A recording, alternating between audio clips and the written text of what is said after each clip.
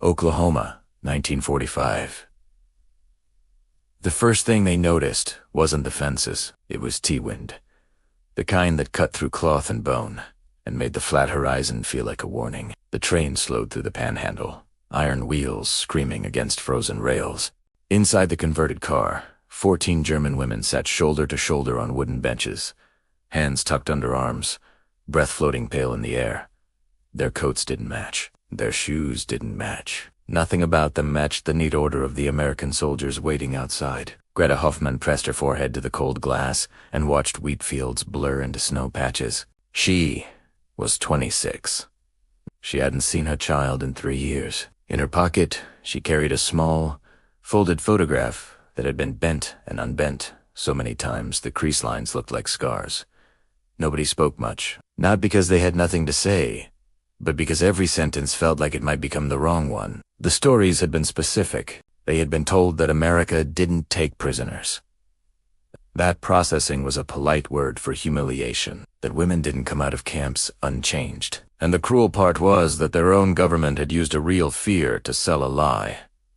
If the enemy sees you as less than human, anything can happen. The train stopped. A sign flashed past the window.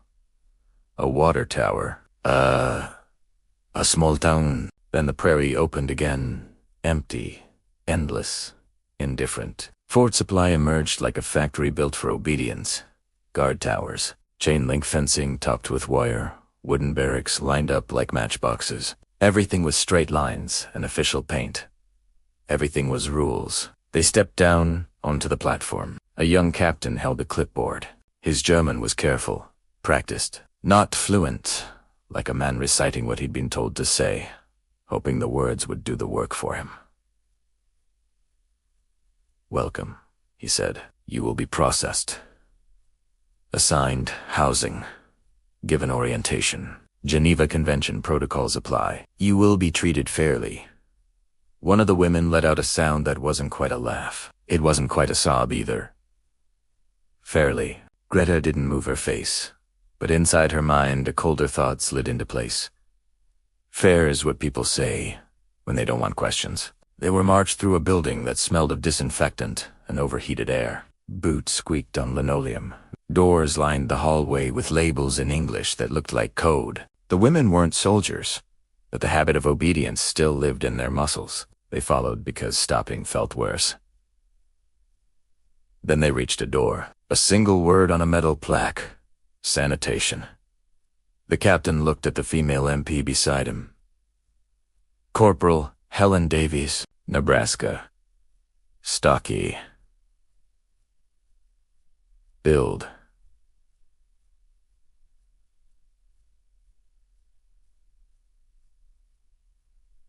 Stocky. Stone. She didn't look cruel. She looked trained, like someone who had learned that softness makes problems. Davies gestured toward the open doorway beyond the plaque. "Close off," she said, in rough German, then repeated it in English. Standard protocol. For a second, nothing happened. Not defiance, not bargaining. Just silence, the kind that swallows a room and changes the temperature. Greta's lungs tightened. Maria Schulz, the nurse from Hamburg, stared at the doorway like it was a trap. Another woman reached for someone else's sleeve, fingers trembling, not letting go. This wasn't about water. This was about what sanitation had meant in the stories they grew up with. What showers meant in whispered rumors that traveled faster than truth. What it meant when authority said, "It's routine," and everyone else said, "Don't ask." The captain shifted his weight. He had processed men before. Men who wanted to wash.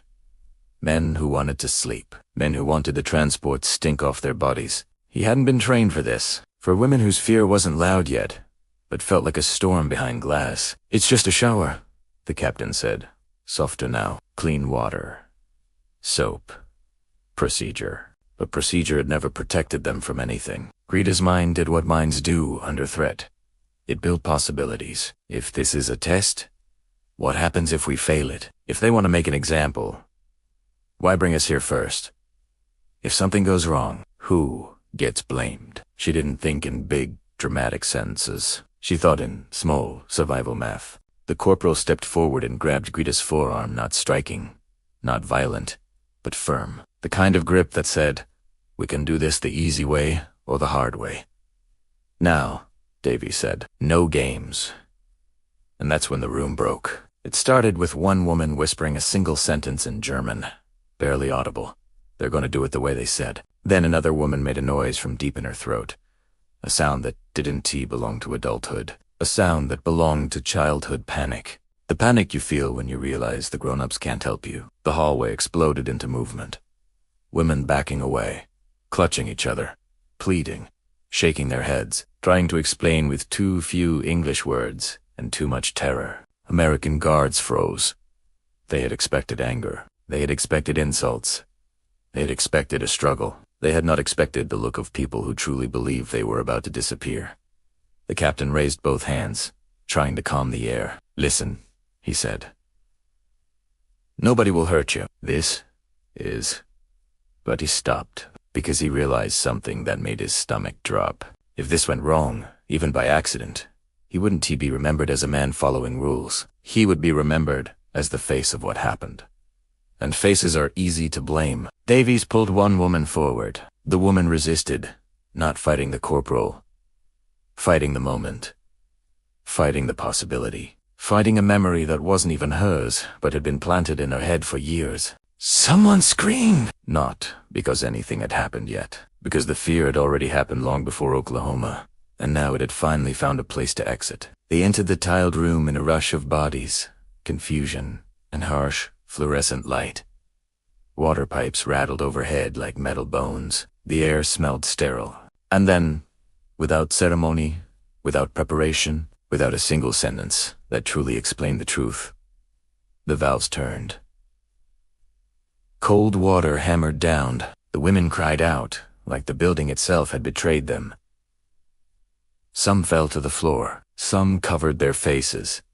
Some stood frozen, eyes wide, waiting for the next part that the propaganda had promised. Greta stood under the stream with her mouth open, trying to breathe, trying not to choke on her own panic. And then she realized something impossible. It was just water. Cold. Brutal. Real. But water. No burning. No choking. No hidden trap. Just water. She didn't feel relief immediately. Relief is something the body gives you when it feels safe. Her body didn't know how to feel safe yet.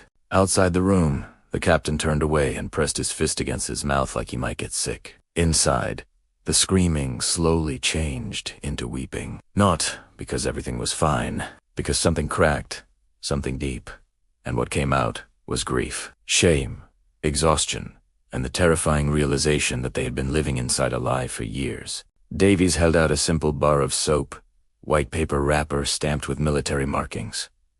"Soap?" she said quietly, like she was ashamed that her first day had started with fear instead of explanation. "Just soap." Greta stared at it. This single object felt heavier than it should have, because in this camp, in this country, in this moment, soap wasn't just soap. It was proof that the world could be different than the one they had been taught to expect. And that was almost as frightening as the lie. Because if the enemy wasn't a monster, then who had been? The silence after the screaming didn't end like a switch turning off. It faded in layers. First the sharp, high sounds stopped, the kind that made grown men flinch and look away. And then the sobbing softened. Then there was only water. Steady streams hitting tile, draining into metal grates, carrying away dust, sweat, and weeks of travel grime. But the hallway outside stayed tense. Captain Morrison stood with his back against the wall, hearing everything through the door. The running water, the quiet weeping, the occasional gasp, when someone remembered the fear and it returned like a wave. His hands were still shaking, not from cold but from a thought he couldn't shake loose. This wasn't an incident. This was a signal. He had been trained to process prisoners. He had not been trained to process a collective panic that looked like a confession of trauma. He looked down at his clipboard. Names, numbers, assigned barracks, standard steps, a neat machine designed to turn people into entries. But what happened in that shower room had broken the machine's illusion. Because if the women had truly believed they were about to die, then someone, somewhere, had fed them a fear so detailed it lived inside their bones. And Morrison had witnessed the moment that fear collided with reality. He swallowed hard and forced himself to breathe. If Washington hears about this, they won't ask what the women believed. They'll ask who caused the disruption. They'll ask who failed to control the room. And the answer would be the easiest one. Him? Door? Open. Corporal Davies stepped out first, water dripping from her sleeves, her face tight. For the first time since the women arrived, she didn't look like an officer executing protocol. She looked like someone who had just seen something she couldn't unsee. "They're washing," she said quietly. Morrison didn't answer. He stared at the floor like he could find a solution inside the pattern of scuffed linoleum. Davies hesitated, then added, "Sir? We should have explained it in their language." "Before." Morrison nodded once. He didn't say what he was thinking, because the thought felt dangerous. Explaining would have been humane. But humane isn't what the system is built for. The system was built for control, and control had just slipped, loudly. He straightened his uniform, wiped his palms against his trousers, and walked into the room as professionally as he could. Eyes fixed on the tile, not on bodies, not on shame, not on fear. The women were quieter now. Some stood under the warm water, washing mechanically. Others sat on the floor, hugging their knees, eyes hollow. A few clutched soap like it was proof that this wasn't a trap. Greta's face was turned slightly away, as if she didn't trust herself to look directly at anyone in authority yet. Her hair clung to her cheeks. Her lips were blue from cold. But her eyes were alert, the eyes of a survivor counting exits. Maria Schultz washed her hands again and again, scrubbing as if the skin itself was guilty. Morrison cleared his throat. "In 10 minutes, he said in German. "Clean clothing will be issued. You'll be assigned housing. Food will be provided." His German was stiff, careful, not kind. Kindness felt like a language he wasn't allowed to speak in uniform. One of the women, Elsa, the radio operator, looked up with a tremor in her face. "What happens to us?" she asked. Morrison paused. He knew what she meant. She didn't mean dinner. She meant the future. She meant, do we go home? Do we get punished? Do we disappear? He could have answered with policy. He could have recited protocols. But he heard his own voice in his head and realized something ugly. He didn't actually know. Not yet. Because the war was ending. Yes, everyone could feel it. But bureaucracy moved slower than bombs. And prisoners didn't get freedom automatically just because the shooting stopped. So, he said the safest thing, your status will be determined later. Later, a word that sounded neutral, a word that, in practice, could mean anything. Greta lowered her eyes and said nothing, but Morrison caught it, the tiniest change in her posture, a tightening of shoulders, as if she'd just heard the click of a lock. Because for prisoners, later often meant, you don't get to know until someone else decides. They were given clean clothes, thick wool trousers, oversized shirts, coats that smelled of storage and government-issued soap. They were marched to Barracks 7, a long wooden building with pot-bellied stoves, rows of bunks and windows that rattled under the Oklahoma wind. The barracks held heat, but it didn't hold certainty. That night, the women lay awake listening to the camp sounds. Boots crunching outside, distant voices. The creak of wood settling, the whistle of wind through cracks in the frame. Greta stared at the ceiling, feeling the water still on her skin, like a memory. Maria whispered into the dark, barely audible. They think we're insane. Greta didn't answer immediately. Outside, a guard passed the window. The shadow moved like a slow blade across the wall, then disappeared. Finally, Greta said, "We thought we would die." Maria's voice broke. "Yes." Greta closed her eyes. "We were wrong." Maria didn't correct her. She didn't say thank God. She didn't say good. She said the truest thing she had. Wrong doesn't feel safe. It just feels different. Different. Different. The next morning, Captain Morrison wrote his report. Not because he wanted to, because he knew the camp didn't forgive missing paperwork, and missing paperwork always became someone's fault. He sat at a metal desk in the processing office, a cup of bitter coffee cooling beside him. The typewriter keys stuck slightly, forcing him to strike harder than usual. He started with sterile language. Incident during processing, then stopped, because incident made it sound small. What happened wasn't small. It was the visible collapse of fear and government volume. He tried again. Female prisoners exhibited distress during sanitation procedure due to misunderstanding. Misunderstanding, that word was safer. That word protected the camp, but it also buried the truth. These women weren't resisting showers. They were resisting the history their minds had been trained to expect. He stared at the paper and felt the first hint of something colder than guilt. This report will travel, and once it travels, it stops belonging to me. In his mind, possibilities formed like storm clouds. Silence could mean scapegoat. Silence could mean the file gets buried. Silence could mean someone above is protecting something or preparing to burn it. He continued typing anyway, because not typing was worse. He added a recommendation, careful and controlled. Recommend revised procedures. Explanation of protocols in prisoners' native language prior to implementation. Female staff to conduct sanitation processing. Male officers excluded. It was logical, humane, preventative. And Morrison felt the career risk tightening around his throat as he read it back. Because if someone in Washington wanted a clean narrative, they didn't want revised procedures. They wanted discipline. They wanted proof. The system was firm.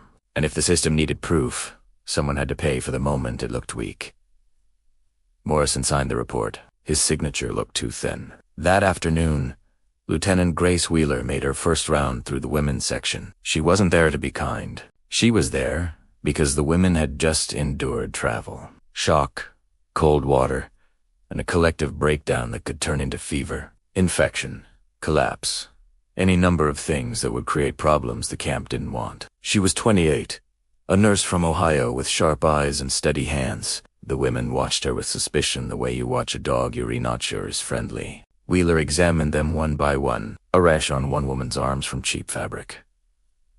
A cough that sounded deeper than it should, a brisson gratias wrist where Davies had grabbed her too hard.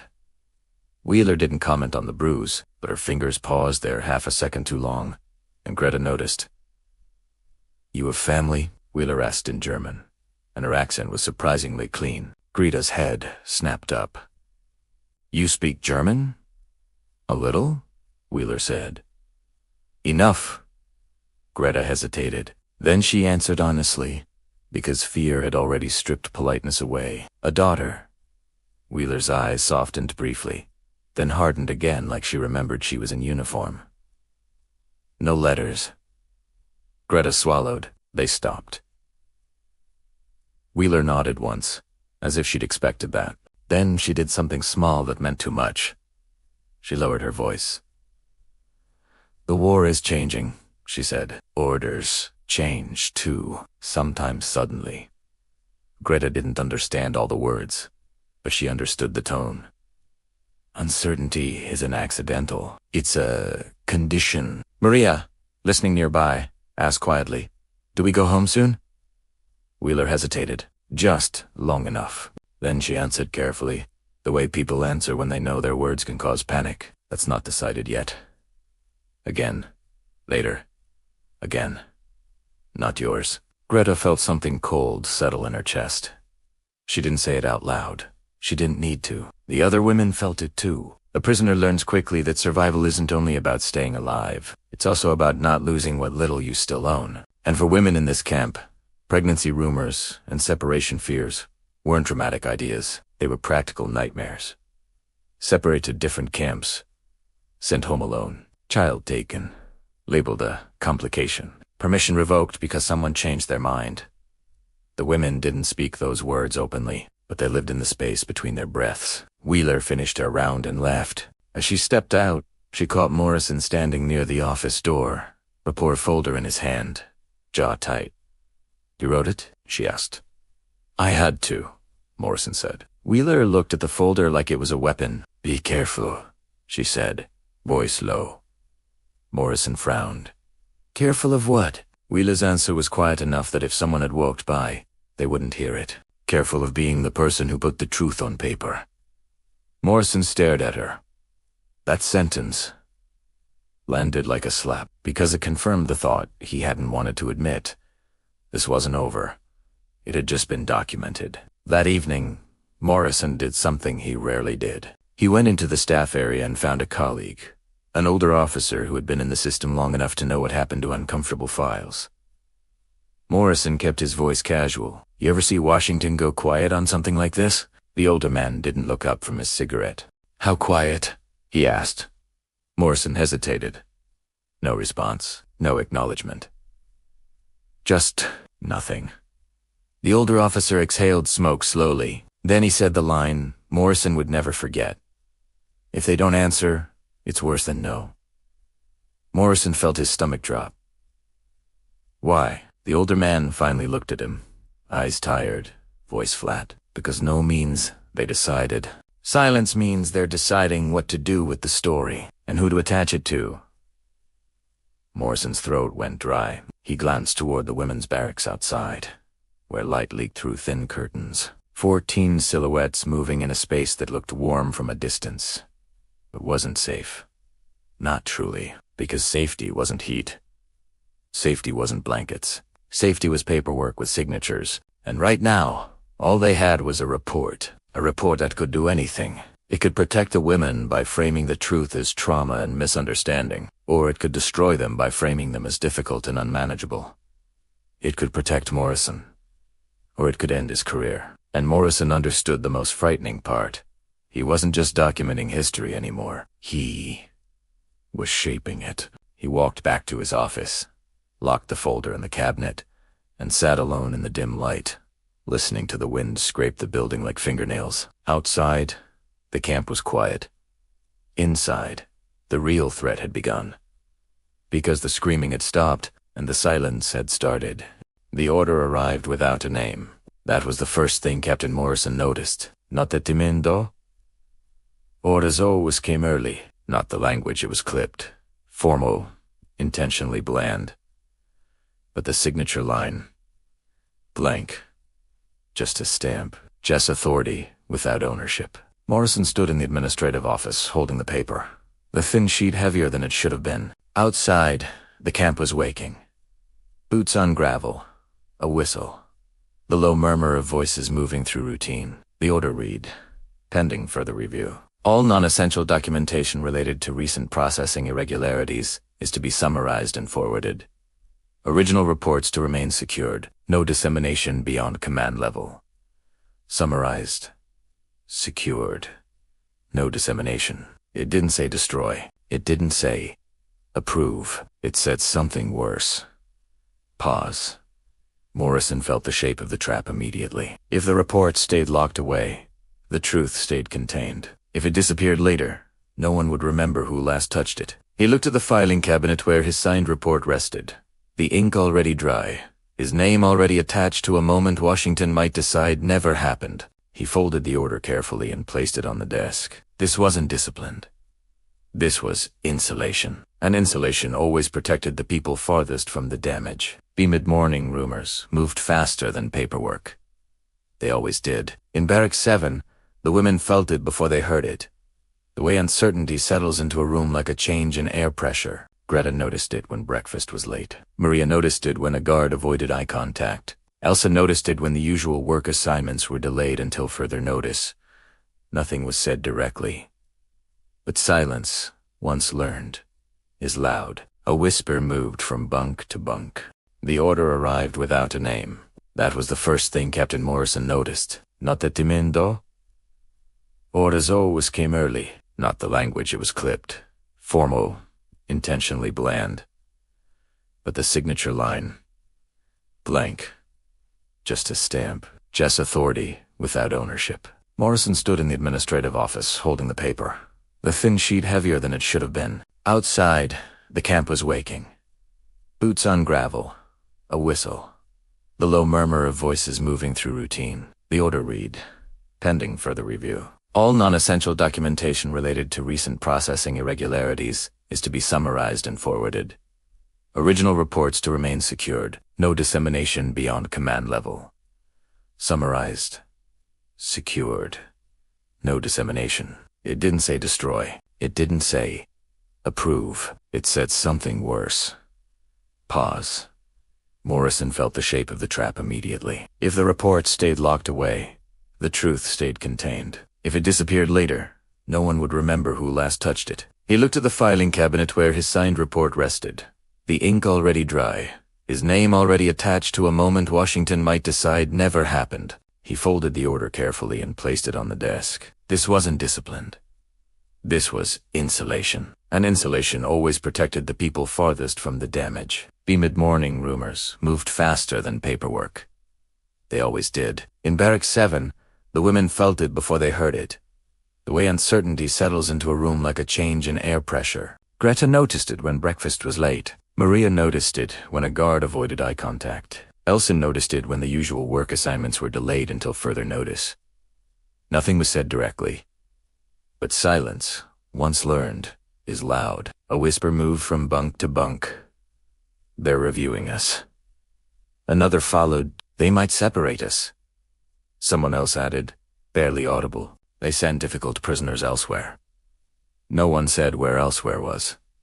They didn't need to. In war, relocation was never neutral. Greta sat on her bunk, fingers tracing the seam of her coat, replaying the shower room again and again, not the water, but the moment before it. The certainty, the belief that once authority acted, nothing stopped it. Maria sat beside her. If they move us, Maria said quietly, they won't tell us until it's done. Greta nodded. She had learned that lesson already. Across the room, a young woman named Liselle, barely 20, thin from months of transport and waiting, stood abruptly and walked to the window. She stared out at the fence. The towers, the open land beyond that still felt unreachable. They said the war is ending, Liselle said. Why does it feel like we're shrinking? No one answered. Because the war ending didn't mean fear ended. Sometimes it just changed form. Lieutenant Grace Wheeler received the same order Morrison did. She read it once, then again. Then she folded it and slipped it into her pocket. Instead of filing it, she found Morrison near the infirmary, pretending to review supply logs he already knew by heart. They're freezing it, she said quietly. Morrison didn't ask what it was. I know.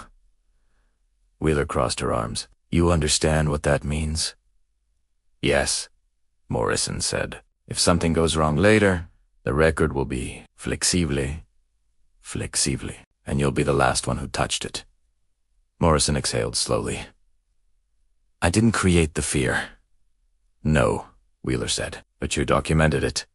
She hesitated, then added, that makes you visible. Visible. Another dangerous word. Morrison glanced toward the women's barracks, then back at Wheeler. Do they know? Not officially, she said. But they feel it. He nodded. People always do. Wheeler lowered her voice. There's talk, she said, about moving a few of them. Not as punishment. As administrative balance. Morrison's jaw tightened. How many? Enough to make a point. He looked haywire. That was how systems corrected embarrassment. By redistributing it. That afternoon, the camp commander called Morrison into his office. Major Wallace was a career man. 30 years of service. No dramatic speeches. No visible anger, which made him more dangerous than the ones who shouted. He gestured for Morrison to sit. You filed a thorough report, Wallace said, not looking at him. Yes, sir. Wallace tapped the unsigned order on his desk. Washington wants restraint. Morrison chose his words carefully. Restraint from what, sir? Wallace finally looked up. From interpretation? Teary-eyed was the unspoken rule made explicit. You're an officer, Wallace continued, not a moral philosopher. Morrison felt heat rise in his neck, but kept his voice level. My responsibility is accurate reporting. Wallace nodded once. And accuracy is contextual. Silence stretched. Then Wallace said, "No further action will be taken at this time." At this time, Morrison understood immediately. This wasn't resolution. This was postponement with consequences. "Sir," Morrison said slowly, "what happens to the women?" Wallace leaned back in his chair. "They remain prisoners," he said. "That hasn't changed." "But, Captain," Wallace interrupted gently, "do not confuse humane treatment with permanent safety." Morrison stood. "Yes, sir." As he left the office, one thought repeated in his mind. Decision doesn't equal safety. Decision equals cost, and someone always pays it. That night, the costs surfaced. A guard appeared at Barrack 7 just before lights out. "Pack one bag," he said. "You," he pointed. Not at Greta.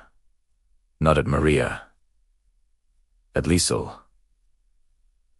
Her face drained of color. "For what?" she asked. "Temporary reassignment," the guard replied. "Temporary." Another neutral word with sharp edges. Greta stepped forward instinctively. "Where?" The guard avoided her eyes. "Orders." Liesel's hands shook as she packed. The women watched in silence, fear passing between them without words. When Liesel was led away, the barracks felt smaller. Maria whispered, "This is how it starts." Greta didn't answer. She stared at the door long after it closed. Later, Morrison sat alone in his office, the unsigned order on one side of the desk, his original report locked away on the other. Between them sat his decision. He realized something then. Something irreversible. Whether he acted or not, the outcome would follow him. If he stayed silent, the system would move quietly. If he spoke again, louder, the system would move against him. There was no clean exit. Only paths with different costs. He opened the cabinet, removed the report, and for the first time since arriving at Fort Supply, he did something not listed in any manual. He began rewriting, not erasing, clarifying, detailing, adding context that couldn't be mistaken for defiance or dismissed as hysteria. If this story was going to be buried, it would make it heavy, because paper had weight, and weight, sometimes, slowed machinery. Outside, the camp settled into an easy sleep. Inside Barrack 7, Greta lay awake, staring at the ceiling, knowing something fundamental had shifted. Not safety, not freedom, responsibility. For the first time, she understood survival wasn't just about staying alive. It was about whether anyone in power was willing to carry the truth forward with you or drop it when it became inconvenient. The first thing that changed was the pace, not officially, not on paper, but Fort Supply began moving like a place bracing for inspection. More clipboards, more pauses before answers, more conversations that stopped the moment someone entered the room. Captain Morrison noticed it everywhere. Guards followed procedures too precisely. Officers repeated regulations that no one had questioned for months. Even the wind through the prairie seemed sharper, as if the land itself sensed restraint tightening. Washington hadn't spoken, and that silence was no longer neutral. It was pressure. In Barrack 7, the absence of Liesel lingered like a missing note in a familiar song. No one said her name out loud, saying it felt dangerous. Greta folded her blanket that morning with unnecessary precision. Maria sat across from her, counting stitches in the mattress covered the way some people counted prayers. "They won't tell us anything," Maria said quietly. Greta nodded. "They don't have to." The women had learned a new language since arriving in America. Not English. Inference. Breakfast arrived 10 minutes late. A guard stood at the door longer than usual, pretending to check a list he already knew by heart. Work assignments were reassigned again. Kitchen to laundry. Laundry to administrative cleaning. Cleaning to nothing at all. Idleness returned, and idleness bred fear faster than hunger ever had. Elsa finally said what everyone was thinking. "They're deciding which of us is inconvenient." No one argued, because inconvenience, in wartime systems, was often punished without accusation. Captain Morrison received another memo. Still unsigned. Still polite. Still dangerous. Temporary redistribution of personnel may be necessary to ensure operational balance and compliance. Operational balance. Compliance. The words were clean. Their implications were not. Morrison folded the paper slowly. He had seen this language before, in North Africa, in Italy, in reports that justified movement, reassignment, disappearance, never murder, never cruelty, just necessity. He walked to Major Wallace's office. The door was open. That alone was unusual. "Sir," Morrison said, standing at attention. Wallace didn't look up immediately. "You're persistent, Captain." "Yes, sir." Wallace finally met his eyes. "Washington doesn't like anomalies." "Sir, with respect," Morrison replied. "These women aren't anomalies. They're outcomes." Wallace's expression hardened slightly. "That's not how policy works." "No," Morrison said carefully, "but it is how consequences work." Silence settled between them. Then Wallace said, "You're becoming emotionally invested." Morrison didn't deny it. He said something worse. "I'm becoming accountable." Wallace leaned back. "That's dangerous ground." "Yes, sir." The women felt the danger before they understood it. One afternoon, 2 guards arrived at Barracks 7 with a list. They read 3 names. Not Liesel's. New ones. The women stood frozen as the guards explained calmly. Professionage, that these 3 would be reassigned to a different facility better suited to current needs. No accusations. No explanations. Host movement. Elsa stepped forward. "Will we hear from them?" The guard hesitated, then said, "I don't know." That answer was worse than no. That night, the barracks did not sleep. Greta sat on her bunk, replaying every moment since arrival. The shower, the water, the realization. She had thought the danger ended there. She had been wrong. Maria spoke into the darkness. "We are still prisoners," she said. "We just forgot for a moment." Greta closed her eyes. "Yes," she said, "and forgetting is punished." Lieutenant Grace Wheeler found Morrison in the infirmary late that evening. "They're accelerating," she said without preamble. "How many?" Morrison asked. "Enough to remind everyone who decides." He clenched his jaw. Wheeler lowered her voice. "You need to understand something," she said. "If Washington decides this program reflects poorly, they won't correct it. They'll erase it." Morrison nodded slowly. "And the people inside it. Collateral." The word landed heavily. Wheeler studied him. "You're already on a list," she added. "Not officially, but noticed." Morrison exhaled. "I assumed as much." "Then why keep pushing?" he answered, without hesitation. "Because silence has already started costing lives." Wheeler didn't respond immediately. Then she said quietly, "If you keep going, you may not be able to stop." "I know." In Barracks 7, Greta made a decision of her own. It wasn't heroic. It wasn't dramatic. It was strategic. She gathered the women that night and spoke softly. "We don't cry in front of gods anymore," she said. "Not because we aren't afraid, but because fear is being measured." Elsa frowned. "Measured for what?" "To see who breaks," Greta replied. "We don't give them that." Maria understood immediately. "We become ordine." "Yes," Greta said. "Invisible." The women nodded. Silence became armor. Smiles became currency.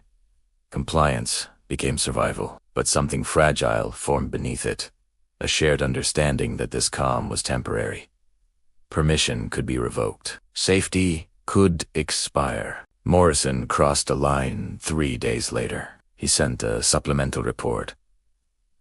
Not through the usual channel, through a civilian oversight office that technically existed and was rarely used. He wrote carefully. No accusations. No emotion. Just patterns, timelines, consequences. And one sentence he knew would irritate someone important. Delay in response has created conditions of psychological instability among detainees. Increasing risk without improving compliance. Translation: silence is the threat. He sealed the envelope. Once sent, it could not be retrieved. He sat at his desk afterward, hands still. He realized something then. He had stopped interpreting the law. He was now challenging how it was being used. That change would follow him forever. The response didn't come immediately. That, too, was telling. But something shifted. Reassignments slowed. Lists stopped appearing. No women were moved for an entire week. The barracks breathed again, cautiously. Not relief. Suspension? Greta noticed it first. They're watching someone else now, she whispered to Maria. Yes, Maria said, but not us. They both knew what that meant. Someone had intervened. At a cost. One evening, Morrison stood outside the barracks, watching the women through the windows as they quietly talked, mended clothing, read borrowed books. They looked normal, which was exactly what had made them dangerous to a system built on categories. Wheeler joined him. You did it, she said. No, Morrison replied. I delayed it. She studied his face. And the costs. He didn't answer right away. Finally, he said, I don't know yet. That was the truth. Because some costs arrive later, years later. When promotions stall. When files resurface. When a man realizes he is no longer neutral and never can be again. Inside Barrack 7, Greta looked out at the dark prairie and understood something equally permanent. Survival wasn't passive. It required awareness, control, and the ability to stay human without appearing fragile. The war outside might be ending, but the war inside systems, between rules and people, was far from over. And Part B next. Part C, war officially ending. Uncertainty increasing women's futures becoming bargaining chips, Washington's silence breaking imperfectly, and Morrison confronting the long-term price of having chosen truth over safety.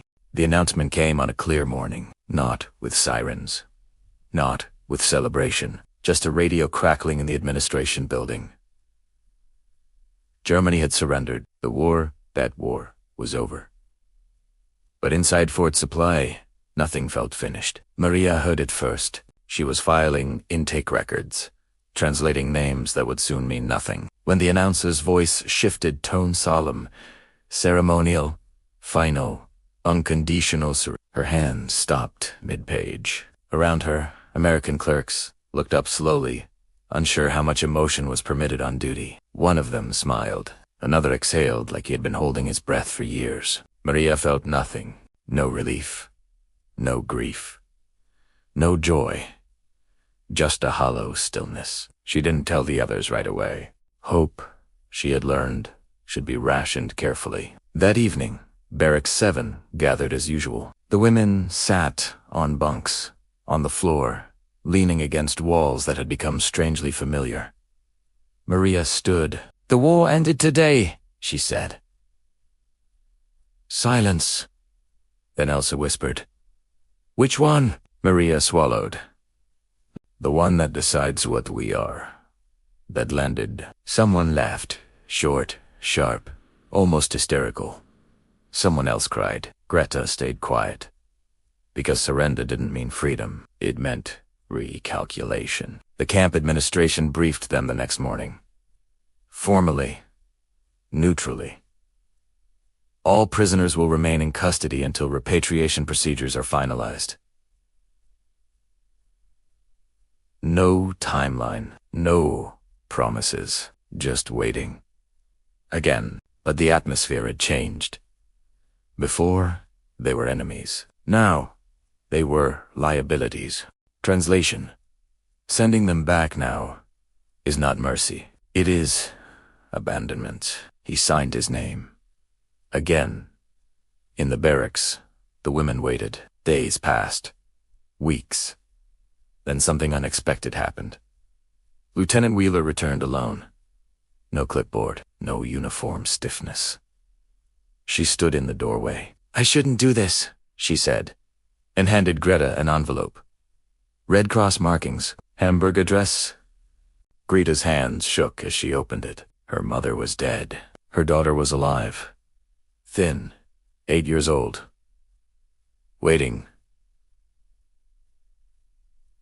Greta sat down hard. Didn't cry. Didn't speak. Maria knelt beside her and understood without translation. Some news breaks you. Some news rebuilds you painfully, piece by piece. Repatriation orders came in October. December departure. No celebrations, no cheers. Just preparation. Corporal Davies came to the barracks one last time. She knocked. That alone mattered. "I owe you something," she said. "An apology." Late incomplete. Necessary. Greta accepted it, not because it erased anything, but because it acknowledged reality. That armed identity require intent. Only ignorance. On the platform, Captain Morrison stood straighter than usual. He looked older. He saluted Greta, not as a prisoner, as a Sobibor. "I hope you find what you're looking for," he said. "I hope you remember," she replied. He did. He always would. The train moved east. America slid past the windows. Whole. Untouched. Normal. The women watched silently. They carried with them more than luggage. They carried the knowledge that enemies could be human, that systems could be wrong without being cruel, that silence could be as dangerous as violence, and that survival did not end when war did. It simply changed shape. Captain Morrison felt it immediately. Washington had finally responded, not with approval, with conditions, oversight committees, reclassification reviews, psychological evaluations, and a phrase that appeared twice in the same memo: post-war optics. He knew what that meant. Someone was asking how this would look later. Who would be blamed? Who would be forgotten? Who would be quietly moved to make the narrative cleaner? He read the line again. And again. The war had ended. The politics had begun. Lieutenant Wheeler found him later that day. "They're discussing accelerated repatriation," she said. "That's good," Morrison replied automatically. She shook her head. "Not for everyone." He looked at her. "They're prioritizing men first. Labor units, clean exits. And the women." Wheeler hesitated. They complicate the story. That sentence hit harder than any accusation. Inside Barrack 7, rumors moved faster than facts. Germany was ruined. Hamburg flattened. Berlin divided.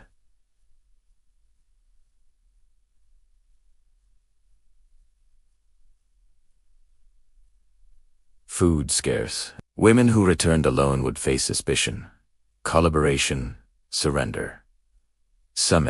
One whispered fear passed quietly from bunk to bunk. What if they done to send us back? But also, don't let us stay. A limbo without language, without identity. Greta thought of her daughter, 8 years old now. A stranger. She had survived bombs and trains and showers and waiting. But this uncertainty after survival, this was harder. The Red Cross arrived in July. Clipboards, polite smiles. Standard questions. Are you treated adequately? Do you receive sufficient food? Any complaints? The women answered correctly. They had learned how. Greta asked one question of her own. Do you help find families? The representative nodded. We try. That was enough to keep hope alive and dangerous. Meanwhile, Morrison was summoned. Washington wanted a recommendation, not a decision, just his interpretation. Should the women be repatriated immediately? Delayed? Integrated into civilian labor? Temporarily? He understood the trap.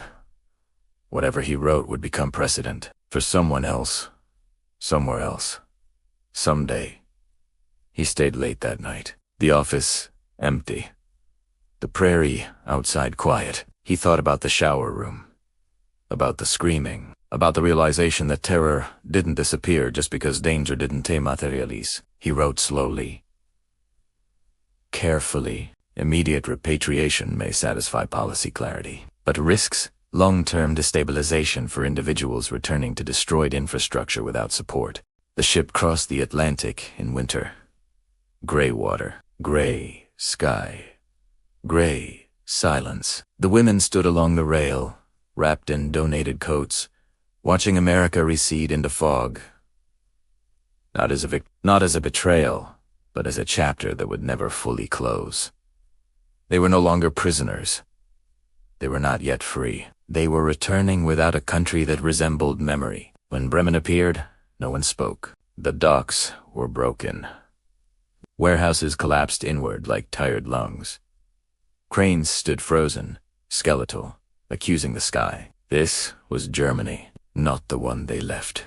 Not all the women returned to something waiting. Some found no one, no home, no purpose. A few disappeared into refugee camps. Some broke quietly, not from bombs, but from the effort of starting again without witnesses. Survival does not guarantee endurance. It only offers the chance. Years passed. Germany rebuilt. America moved on. Fort Supply disappeared back into prairie. No marker for the shower room. No plaque for the screaming. No official record of the moment when propaganda collapsed under cold water. But memory stayed. Greta grew old. Anna grew strong. They spoke of the war rarely and carefully. But sometimes Anna asked the same question. Did you hate them? Greta always answered the same way. No. Hate would have been simpler. Hate would have given the past edges. What she felt was worse and better. Understanding that systems can harm without intent, orders can be followed without wisdom, fear survives long after danger ends, and kindness, even when accidental, can undo years of lies. The war ended in 1945. But peace didn't arrive with surrender papers. It arrived in fragments. In apologies that came late, in letters that arrived just in time, in a bar of soap held out like a confession, in a salute given to a woman who was never meant to survive. History remembers battles. It records numbers. It files reports. What it rarely remembers is this: that some wars ended not with guns silenced, but with fear unlearned. That sometimes the most dangerous moment isn't violence. It's when power realizes it must choose between control and humanity. And sometimes, quietly, humanity survives anyway.